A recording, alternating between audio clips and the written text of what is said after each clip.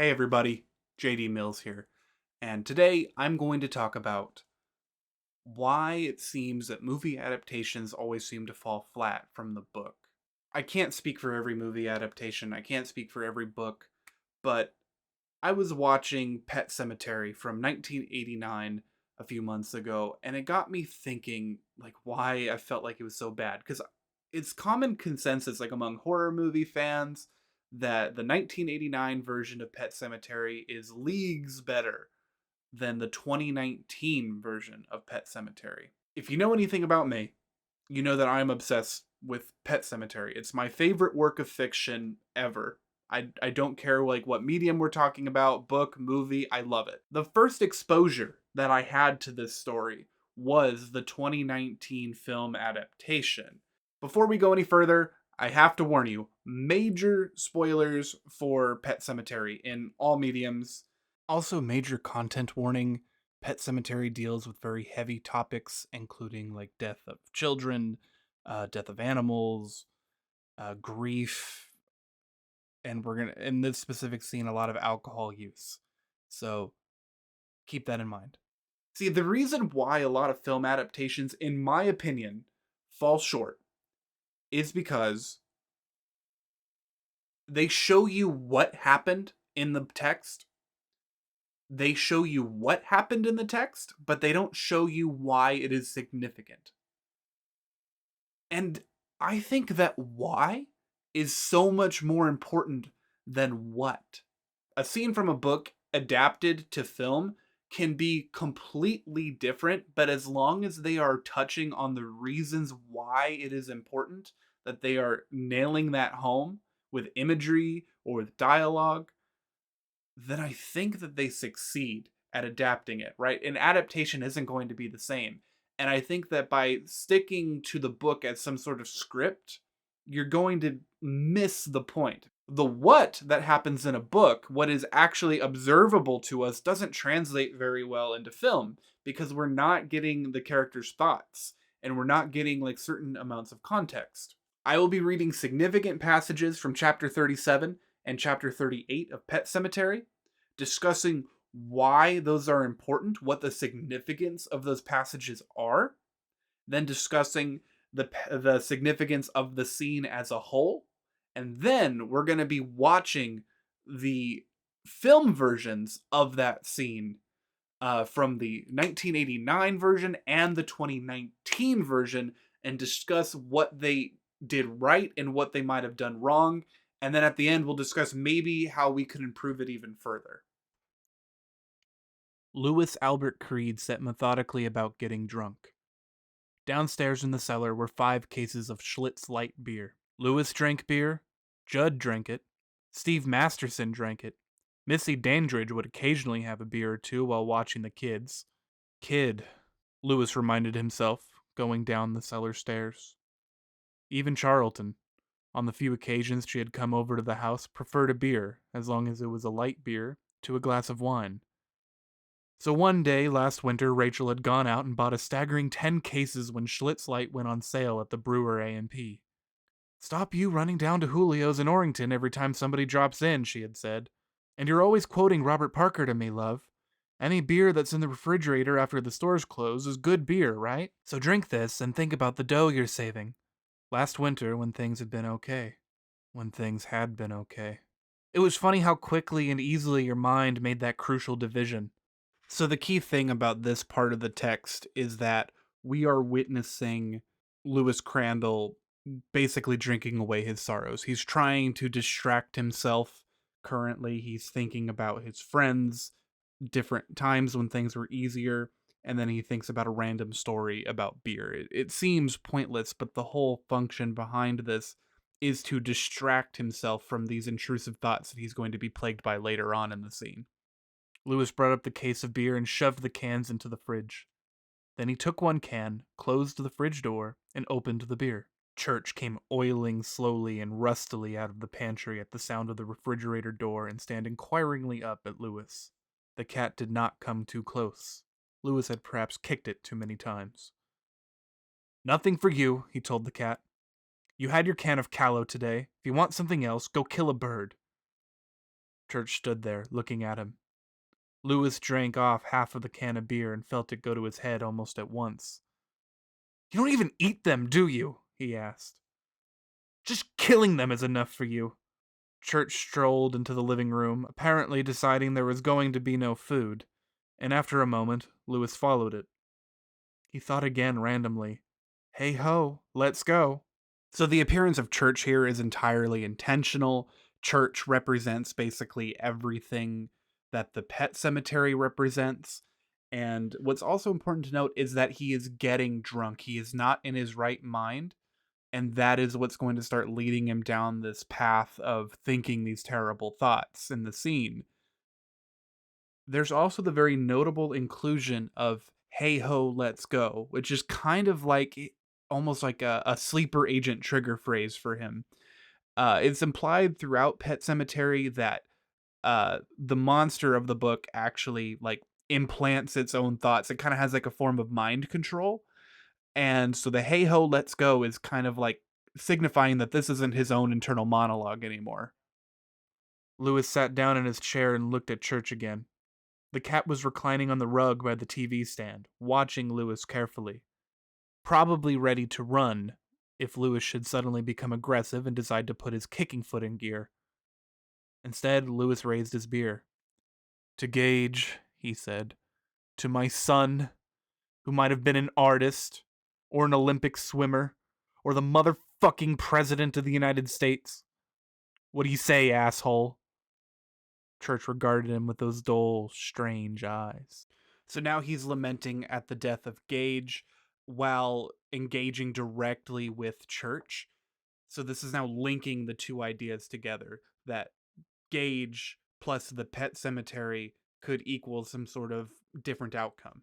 And of course, Church looking at him in response is almost like an invitation. It's like permission to start believing and to start thinking about burying Gage in the Pet Cemetery. Then there's going to be a couple lines of Lewis progressively getting more drunk, and now we're really getting into the meat of the scene. The thought came so naturally that it surely must have been there all along, simply waiting its time to come forward from the back of his mind. When are you gonna do it? When are you going to bury Gage in the annex to the Pet Cemetery? And on the heels of that, Lazarus come forth. Ellie's sleepy, dazed voice.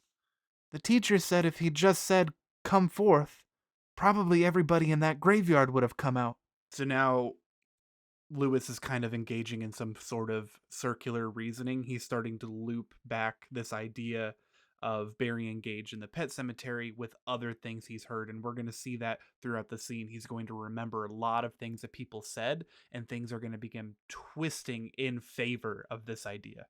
Lewis suddenly remembered the question he had asked Judd. He remembered the way Judd's arm had jerked, knocking 2 empty beer bottles off the table. One of them had shattered. "You don't even want to talk about such things, Lewis." But he did want to talk about them. Or at least think about them. The Pet Cemetery. What was beyond the Pet Cemetery? The idea had a deadly attraction. It had a balance of logic which was impossible to deny. Church had been killed in the road.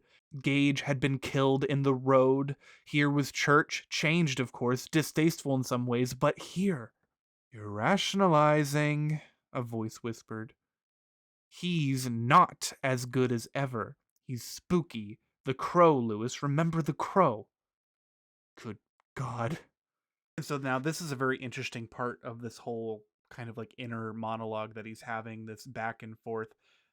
He's gone through this circular reasoning and he's almost like convinced himself, but now his actual conscience, his actual inner monologue is coming out telling him, "You're rationalizing, this is insane, remember these crazy things." And then he, oh God, he realizes what he's thinking about. Drunk, sure. And he suspected now that the reason he had gotten drunk was so that he could consider this idea soberly. In spite of everything, the idea had that deadly attraction, that sick luster, that glamour. Yes, that above all else, it had glamour. Judd was back, speaking in his mind. "You do it because it gets a hold of you. You do it because that burial place is a secret place and you want to share the secret. You make up reasons. They seem like good reasons. Mostly you do it because you want to, or because you have to. It's also worth mentioning in the beginning of the passage, and he suspected now that the reason he had gotten drunk. He suspected, as if he wasn't in control of his own actions, as if he didn't choose to become drunk. It implies that there is this other influence. The drinking itself is a symbol for something else influencing his decisions. There's the layer of the booze, but really what's behind the booze that's calling the shots. And we've now connected the idea of the burial ground with Judd. Judd giving us permission, telling us that you do it because you want to, because you have to. And that is very poignant because these thoughts that Lewis is having, I don't think that he would have them on his own. You know, there's obviously a supernatural influence upon him. There was a supernatural influence upon Judd, and they have to think this. They have to do it. They don't get to choose. He turned mean. The soil of a man's heart is stonier. He turned really mean. He's the only animal I ever heard of that did. Mostly you do it because you've been up there. It's your place. The flesh looked dimpled in. Hanratty, ain't that a silly name for a bowl? A man grows what he can, and tends it. They're my rats, and my birds. I bought the fuckers. It's your place, a secret place, and it belongs to you, and you belong to it. He turned mean, but he's the only animal I ever heard of that did. What do you want to buy next, Lewis? When the wind blows hard at night and the moon lays a white path through the woods to that place? Want to climb those stairs again? When they're watching a horror movie, everyone in the audience knows the hero or the heroine is stupid to go up those stairs, but in real life, they always do. They smoke, they don't wear seatbelts, they move their family in beside a busy highway where the big rigs drove back and forth all day and night. So, Lewis, what do you say? Want to climb the stairs? Would you like to keep your dead son or go for what's behind door number 1, door number 2, or door number 3? Hey ho, let's go. So what we're witnessing here in this monologue, in the voice of Judd, in Lewis's head, is something else convincing him using the voice of his friend. You notice there are things that he actually heard throughout the book that are scattered in there, things that have already been said throughout the passages we've read, but then there's new things. They're my rats and my birds. I bought the fuckers. It's your place. Things like that. It's like, applying ownership to Lewis is making him think that this is his idea, that these are his thoughts that he's having. So now that we've gone through a lot of those like major points of his own thoughts, we're going to skip to chapter 38 after Judd has come over and they've begun talking just a little bit. What are you doing over here at 12:15 on the morning my son gets buried? You're a friend, Judd, but this is stretching it. Judd drank, wiped his mouth with the heel of his hand, and looked directly at Lewis. There was something clear and positive in his eyes, and Lewis at last looked down from it. You know why I'm here, Judd said. You're thinking about things that are not to be thought of, Lewis. Worse still, I fear you're considering them. I wasn't thinking about anything but going up to bed, Lewis said. I have a burying to go to tomorrow. I'm responsible for more pain in your heart than you should have tonight, Judd said softly. For all I know, I may have even been responsible for the death of your son. Lewis looked up, startled. What? Judd, don't talk crazy. You're thinking of trying to put him up there, Judd said. Don't you deny the thought has crossed your mind, Lewis. Lewis did not reply. Now, this conversation between Lewis and Judd, it's a very significant moment. It's supposed to kind of hit you hard. And it's because we went through this journey with Lewis. We see that exactly what Judd is talking about is what happened. Lewis can deny it, but Judd knows that he's been thinking about this stuff, that he's been considering taking Gage up to the pet cemetery. And the reason why Judd knows is because Judd has gone through this too. he knows that for whatever reason, this place will mess with your thoughts and it will give you ideas and disguise them as your own. So that is the point of this entire scene, is to communicate that the pet cemetery injects thoughts into your head and that Lewis is thinking about things that are out of his control, things that he's going to do. He's going to make this bad decision, and Judd knows it and can't do anything about it. All right, so I'm going to put on my headphones and we're going to watch movies. Because I already did the reading. Yeah, I learned from the last video. I didn't do a live reading. I pre-recorded a 20-minute reading, edited it down to 15 minutes, and edited that down even further with commentary interspersed. So it's going to be a lot cleaner this time.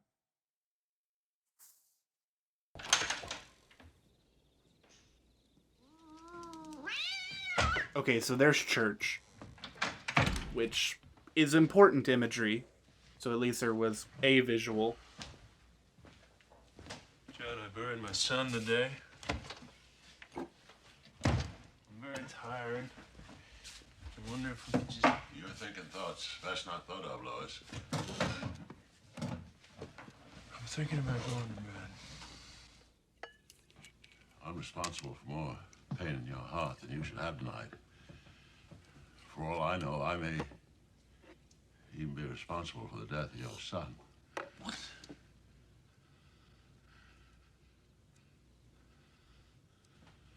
Judge, you're talking crazy.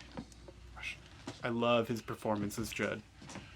You're thinking of putting him up there. Don't deny the thought hadn't crossed your mind, Lois.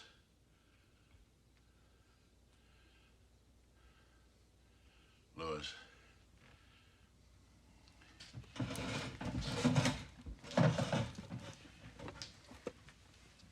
You asked me if anyone had ever buried a person up there in the Micmac grounds. I lied to you when I said no. For the most part, it's intact, right? I mean, those are things that were said in the book. We saw church, but the problem is that we didn't get any of that lead up before Judd actually shows up and has this very important discussion with Lewis. We don't know what Lewis is thinking. There's nothing there that indicates, besides like a little bit of church, which like very, very loosely connects the ideas, and I believe that maybe that was the intention of the cat running through, but I think it was unsuccessful. So we really don't know what's going on in Lewis's head, and it doesn't help that the guy who plays Lewis, I forgot, Dale something, he's not very expressive. He's very dry and deadpan, which, you know, I feel like Stephen King characters are always misinterpreted. Like Lewis Crandall is not in my head, he's not this like dry individual. He's complex and cynical, right? But I digress. So we see what happens pretty accurately, and then they kind of start talking about like how a person got buried there so that the watcher can like understand that he's implying that, oh, you shouldn't be burying your son there. So they go on to this story from later on in the book and just put it right there. And I think that this scene fails the source material entirely, despite the fact that it was relatively true to the book. They just totally missed the point of why it was significant. It's just it is the definition of telling and not showing. He's telling the audience that he's thinking these things that he shouldn't be thinking. We don't see that. We don't really even know that. They have to actually explain, oh, yeah, a guy was buried up there, for the audience watching to even connect the dots of what they're referencing to. So this scene, not successful. Let's go on to 2019.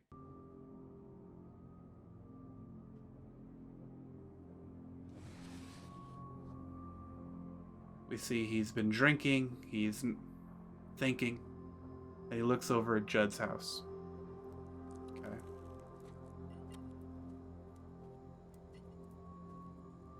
So we know already that he's been drinking and he looks troubled.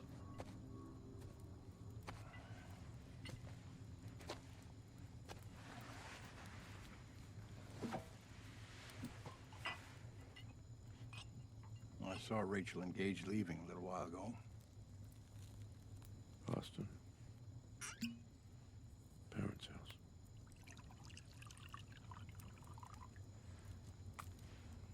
So it's just you over there? Yep. I'll drive down in a few days. I gotta finish a few things at the clinic first. That's good. It's a tough time for you folks to be apart.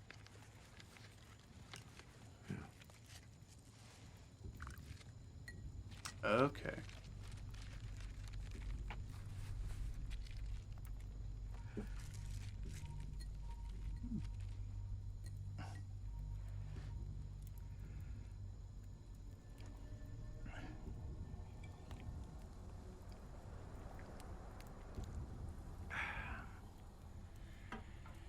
You know, when you came walking over here, it was a relief. I was gonna come to see you. I should never have shown you that place. But you did. I know what you're thinking you're doing, Louis, but she won't come back the same. I'm so goddamn sorry I did this. Ellie is the first person to touch my heart in a long time. I didn't want her to be so sad. It's that goddamn place. It feeds on your grief, gets into your mind. Damn it. I need to close my eyes for a minute.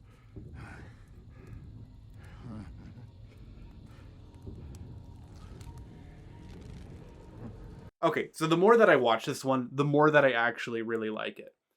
Now, it is a million hairs edgier. It's way edgier than what's in the book, which is it's pretty hard to do. But even though the scene is not at all the same scene that we see in the book, and it's a far cry from what's in the other film, the point is there, right? Just through very simple imagery, we see Lewis at the table, drinking, distraught, and he looks out towards Judd's house. He's connecting the dots. Judd, these negative things that I'm feeling. He goes out to Judd, seeking him out. And remember, in the book, it's Judd's voice that is encouraging him, that is twisting his thoughts. He sits down with him and then he drugs Judd, which is showing that Lewis isn't in his right mind. He's doing something completely out of character, something terrible. And then Judd says, I should have never have shown you that place. And he said, but you did. Blaming Judd. Just like how the voice in just like how the internal monologue in the book it's like pinning Judd, right, by using his voice in Lewis's head.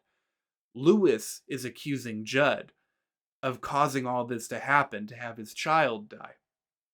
And then Judd mentions that this place deteriorates your mind. It has a grip on you, which is such a good line to write because you see that. You are shown that in the book easily enough.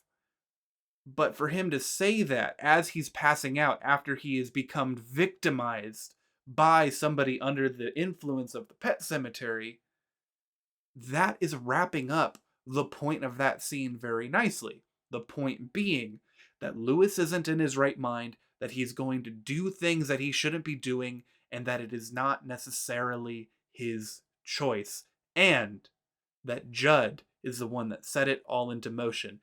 And a little bonus is that he does say, I know what you're thinking. And at that point, you have seen what Lewis is thinking. He had already put the drugs in the drink, and he said the key words, but you did, incriminating him.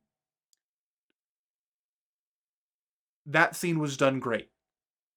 I haven't seen either of the movies in a long time, but judging based off of those two things, I really feel like the writers of the 2019 had a grasp on the point of the film, at least in that scene, right? What are things that we could do differently? I don't think I would change much of the 2019 film for the context of where the scene was, the way that they did things. I think that it worked really well for the changes given. But if we were going to kind of like write that from scratch, these are the things that I would do.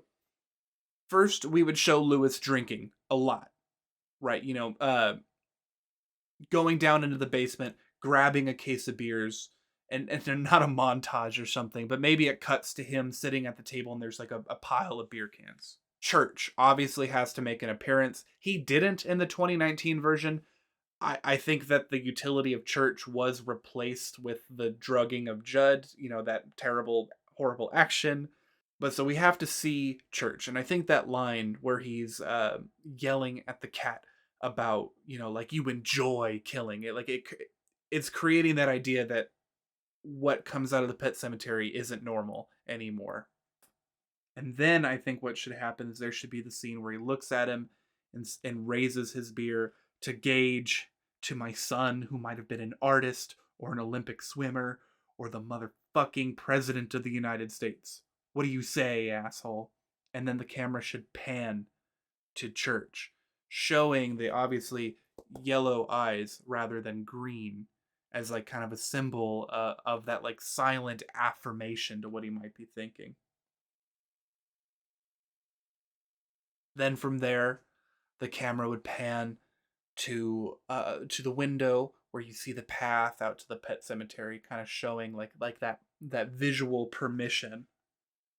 And that could probably be the point in a film adaptation where Judd would knock on the door and come in and say like I know what you're thinking. And I think that the tone from Judd, like in the 1989, he's very concerned, very almost kind of pushy. Like I think he should I the way I imagine it when I read it in the book is he's more understanding and more like, look, he's leveling with Lewis. He sits down, he's having a smoke, he drinks a beer and he says, I know what you're thinking. You shouldn't be thinking about it. Don't even consider it. Rather than like getting all kind of like excited about it, like he's not worried or anxious about it. Judd is certain of what he's thinking because remember, Judd knows. Judd knows exactly what's happening. He's been here a long time. He has felt it. So I think like if I were to make that scene, that's how I would paint it out. I think 2019 did it very well, and I think that 1989 biffed it entirely. So, what did we learn here? Even when a scene is totally changed and isn't the same, as long as it is hitting the point, the meaningful significance to why a scene in a book is important, it is doing the job of an adaptation quite well. Now, there's always going to be exceptions to the rule, and there's always going to be bad scenes. There's always going to be bad book adaptations. Sometimes there are bad books and good adaptations, rarely, but it happens. So yeah, I hope you had fun with this little analysis. And if this video was at all helpful to you or you horribly disagree with anything I have to say, please let me know. And until then, I'll see you in the next one. Charlatan had pushed the cat off immediately, quick and instinctive. What is that word? Moi of distaste? M-O-U-E. Moo. Moo? Okay.